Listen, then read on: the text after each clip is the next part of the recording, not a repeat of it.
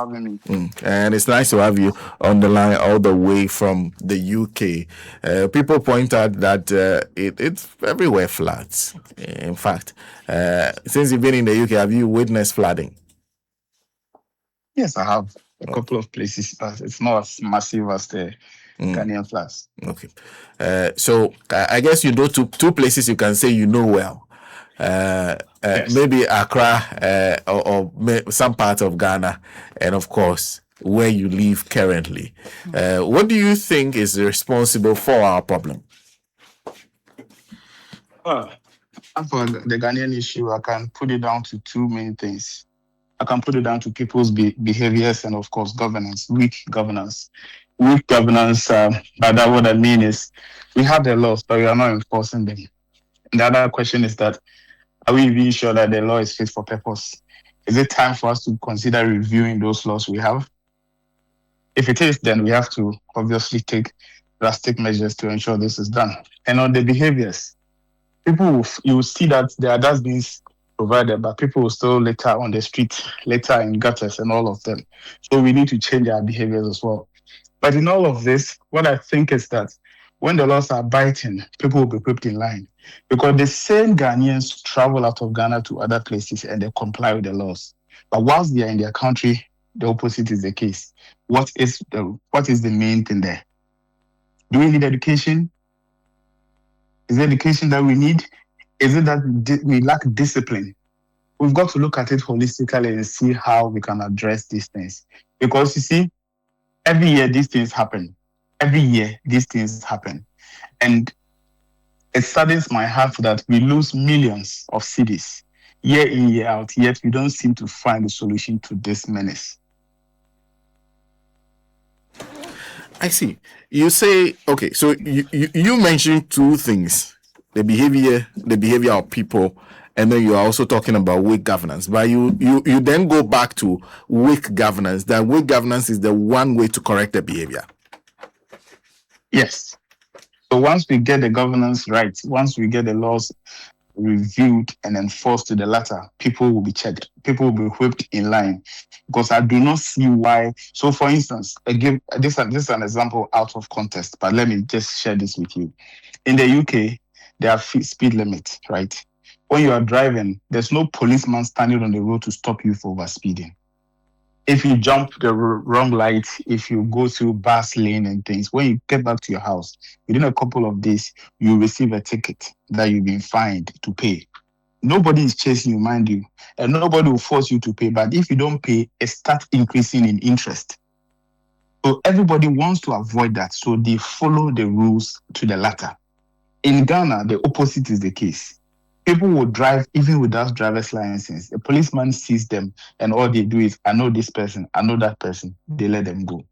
So until we enforce our laws without fear nor favor, we won't get to where we want to get to. Then where lies citizen proactivity and also the responsibility of the citizen to also do the right thing? Is that not also important?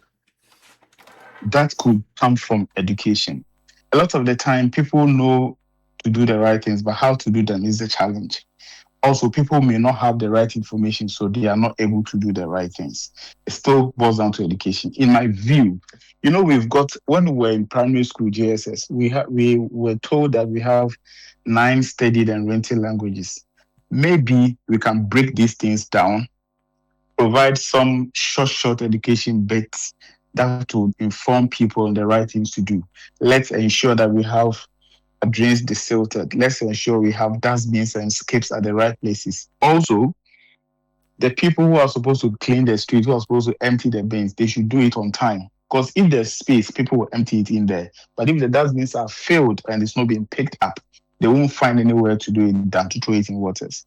So as we do that, once we are advising ourselves, once we are pointing one finger at another person, let's begin to think about the 4 fingers that are pointing back at us. We have to do so much more to ensure that it works. Ghana is the only country we have. Until we begin to be law-abiding citizens, nothing else will change. Government can do so much. If the citizens don't behave responsibly, that will be a problem. This will lead me to another conversation, plastics. Are we going to ban plastics? Because if you check the choked drains, go to the Odo River, all those places, majority is plastics. Hmm. Is it? And the plastics, and go ahead. No, I was asking whether it's a proposal or it's a question you're asking, because I recall recently the EPA banned some plastics made from some materials, but not all of them. Is it your opinion that Yes. all of them should be banned?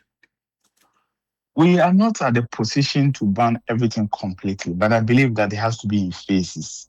Again, when people don't know why you are doing certain things, it becomes difficult to comply. So let's go on serious advocacy.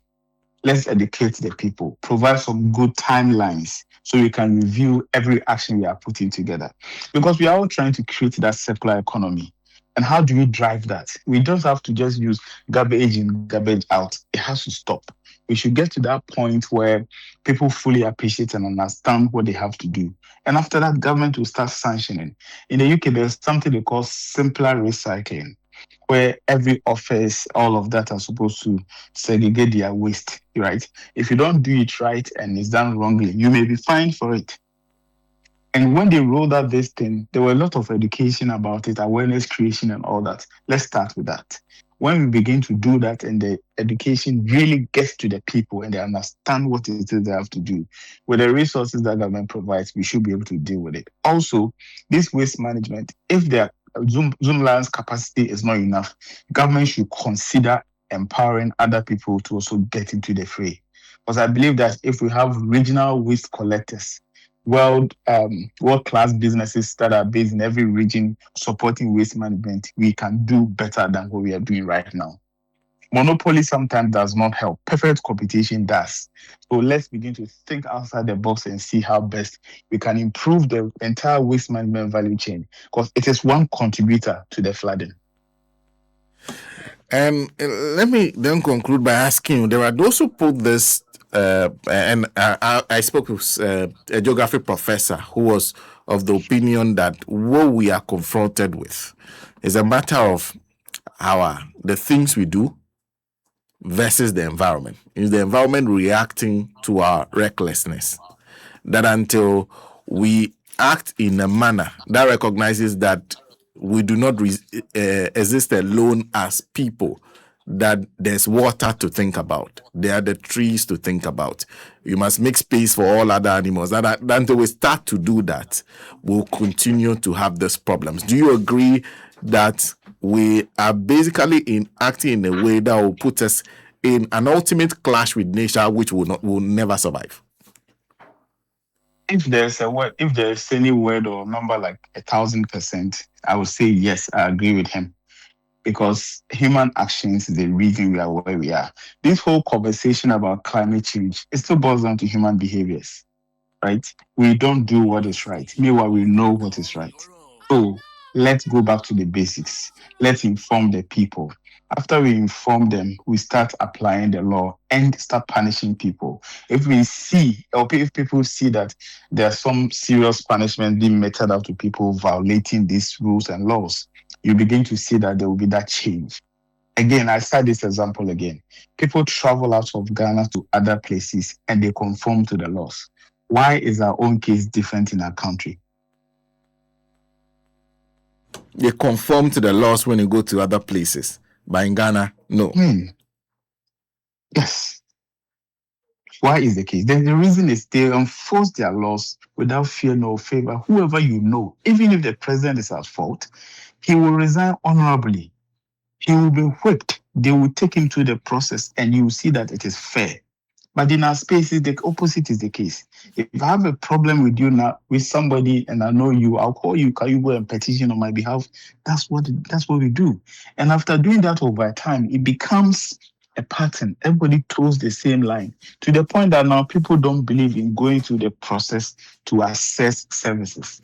Driver's license. Tell me how many people go to the process to go to DVLA to get their license. They're always using the Goro boys. It's the system, right? So let's begin to enforce the laws. Let's begin to build our structures. Let's begin to make sure that the laws are working, and we will see a lot of changes. Trust me, Ghana is a blessed country. I mean, living in and out, I can tell you that there's no place like home. We've got to do what we can to keep our home the right way so that we can all enjoy it. Ghana is all we've got, honestly. Okay. Edward, thank you. Thank you very much for speaking to us. You're welcome. Thanks for having me. Edward Debrah is a UK-based Ghanaian chartered environmentalist and health and safety professional, simplifying our problems for us. Enforcement from all angles. When he is in the UK, he doesn't joke with the laws. He won't even try. But you know how Ghana can be. People will even... the person who is supposed to enforce the law is the one advising you that let's do this way. You just do and let's see how we can.